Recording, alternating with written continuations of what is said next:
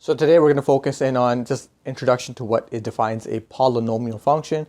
It is stuff that we have already done when it comes to linear functions and quadratic functions, but in chapter 3 we're going to be expanding now to include other polynomial functions. A couple things to look at in how to identify polynomial function equations. First thing, you can recognize that your variables are there's only one variable, right? That variable, aside from f, aside from in the function, there's only one variable and it has only integer exponents.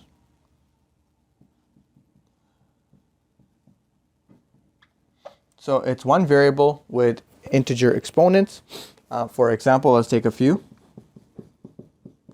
X squared. One variable, integer exponent. Let's take another example.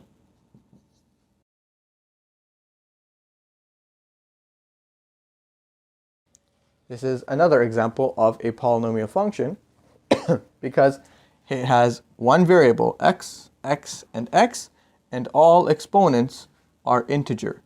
The coefficients are irrelevant when it comes to determining whether it's a polynomial function or not. This is completely fine.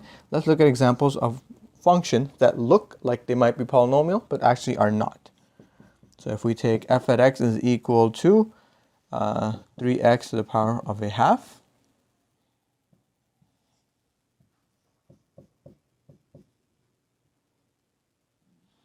these two would not be polynomial functions, For example, this one would not be a polynomial function. It has one variable, but the exponent is a fraction. It is not an integer, or it's a fraction that represents a decimal. It is not an integer.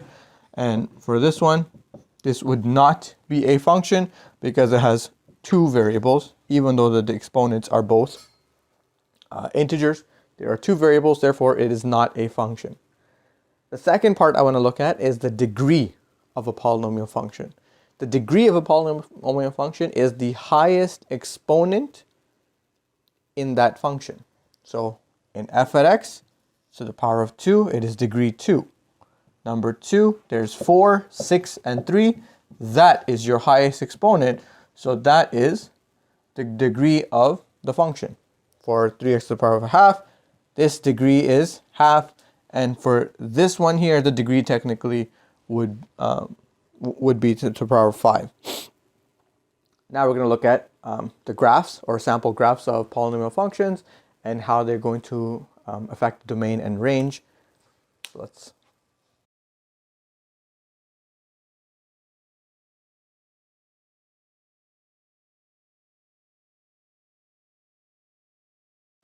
Now the first graph we're going to look at is f at x to the power is equal to x. It is a linear function going to the origin. The second one, f at x is equal to x squared, is a parabola. Third one, f at x equals x cubed, is a cubic function, which has a slight bend, a slight curve in it, and it continues on. And the last one, f at x is equal to x to the power of 4, is very similar to a parabola. It just has a wider base. Now,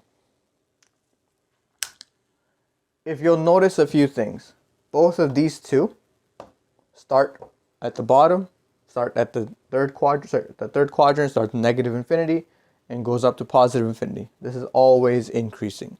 The third one also starts in the third quadrant, goes up to the first quadrant. It is also increasing as its general shape. The second and fourth ones, they open upwards, so they start and end in the same place.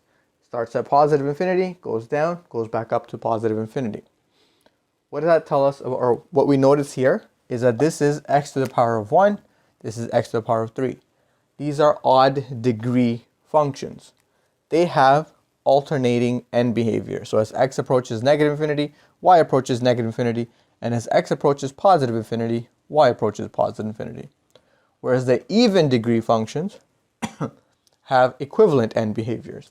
As x approaches negative infinity and positive infinity, doesn't matter which way we go, y values are both approaching the same positive infinity. Alternatively, if the parabola had been reflected, as x approaches positive and negative infinity, y would have approached a negative infinity on both sides. So, a couple things to look at here. The domain for all of these is very straightforward because all you're doing is taking a number and multiplying it by itself, either once or twice or 3 times or 4 times or 5 times or 6 times, whatever the exponent is. Therefore, the domain would be x is a member of the real numbers for all of them. Now let's look at what's happening with the range.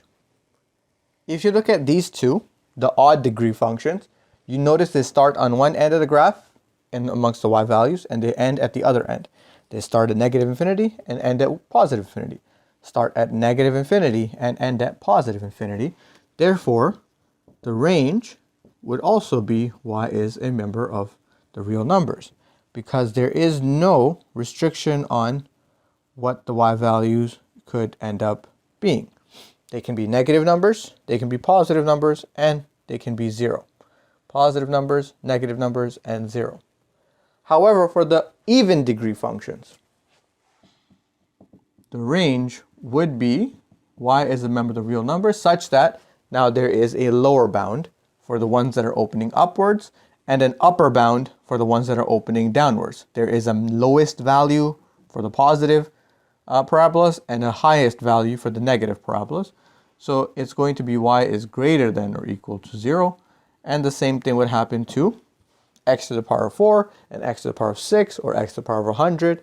Anywhere that you have a an even exponent or an even degree, the range will have either an upper bound, meaning it has a maximum value, or a lower bound, meaning it has a minimum value. So in both of these cases, y is greater than or equal to 0 would be the range.